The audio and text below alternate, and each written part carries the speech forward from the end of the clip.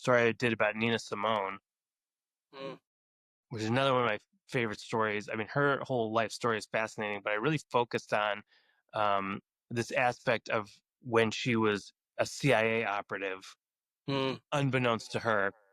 mm, Basically, this reporter had heard this rumor that this Scorpions song, the like hair metal ish, like metal band from the 80s, mm. Scorpions, Yep. had this big hit called Wind of Change, which was a big hit in America and in like Russia, like Mm.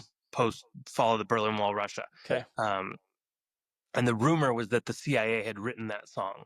And so they did this big investigation Okay. into whether that was possible. Like, was this song written as Cold War propaganda?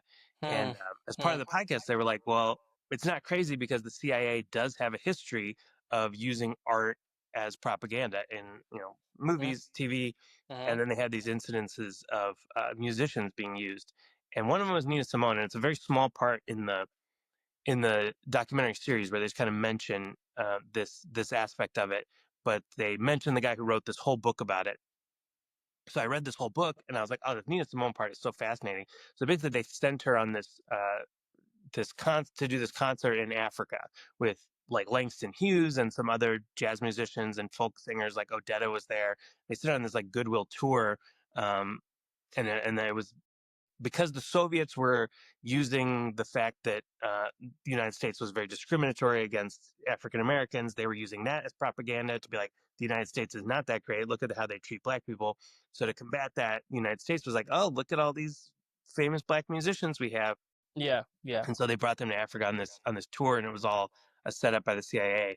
And I just thought that was so fascinating, and That's especially yeah. to use Nina Simone, who was very critical of the United States, especially of their Yeah. civil rights history, Yeah. and then Absolutely. their involvement Yeah. in Vietnam, very outspoken to the point where she actually left the country in like the late 60s and never really returned, ended up like, dying in Paris. And she never knew. She never found out that this whole thing was a CIA operation. It was much Really? later where this was all Oh, uncovered and, that's they crazy. declassified these documents decades later and they're like, yes, this was an operation. And it's like, oh man, of all the people, this is the worst possible person you could have picked to be a CIA operative. Like she would Yeah. have been so mad.